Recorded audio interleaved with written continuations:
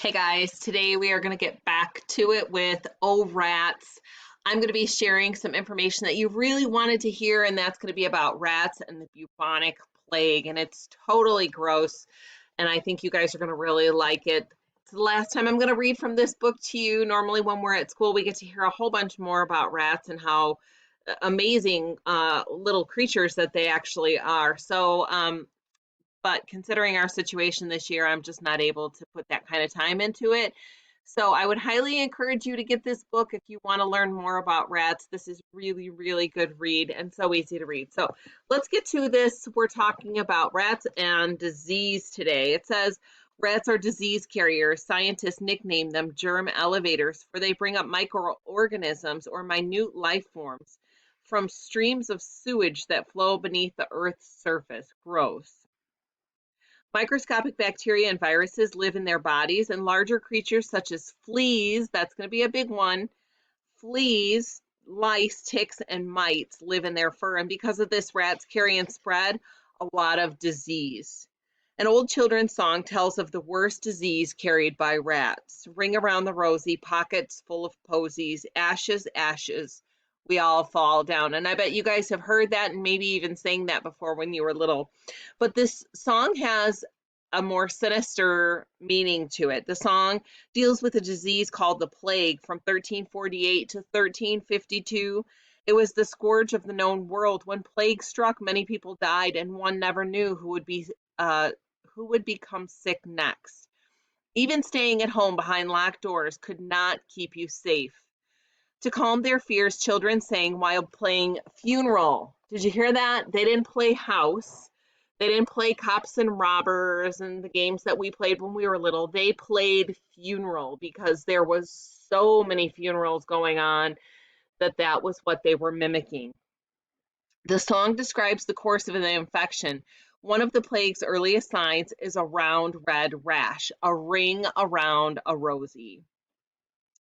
Uh, Then, as the victims sickened, friends filled their pockets with posies, a sweet smelling flower to mask the foul odor that they gave off. And before dying or falling down, victims often had fits of violent sneezing, a sound that the children imitated ashes, ashes.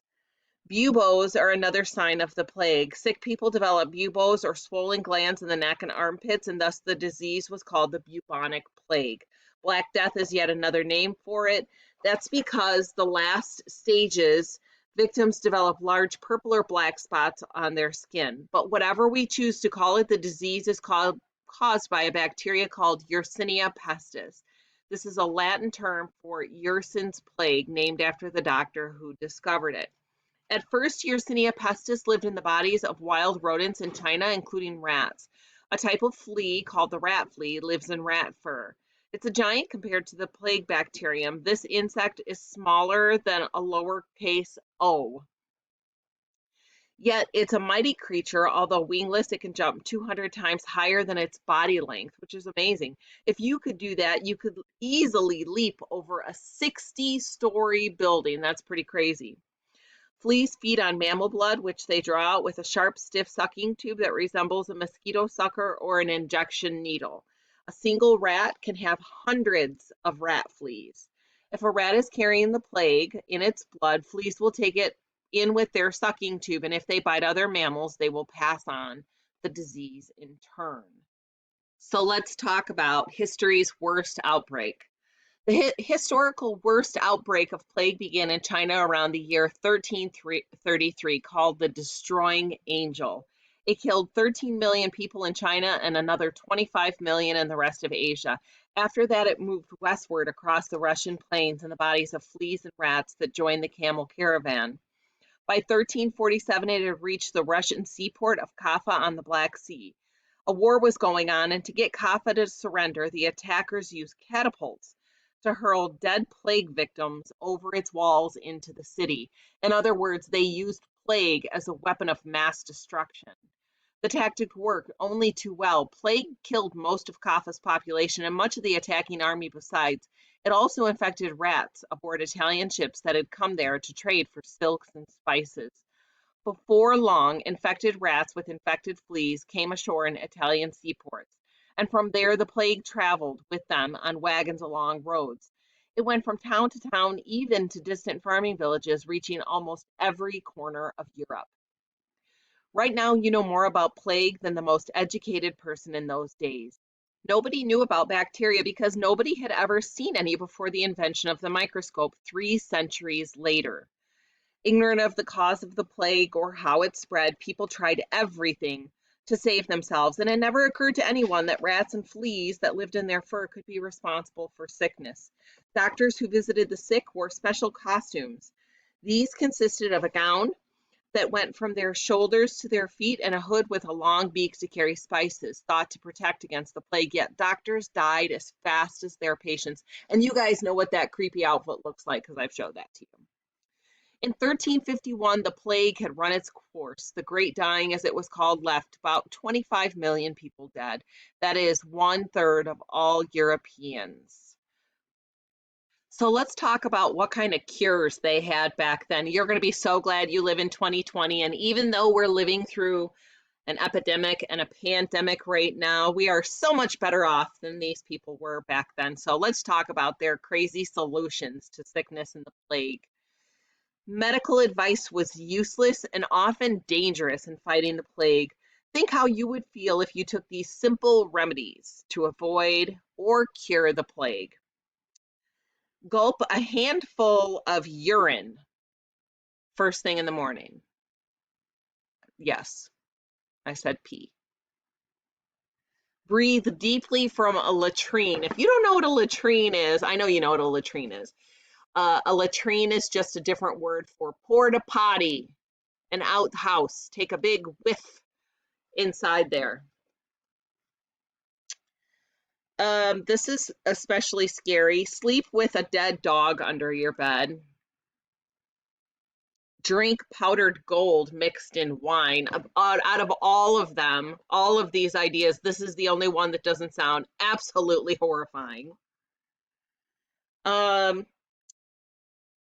Eat a toad boiled in vinegar.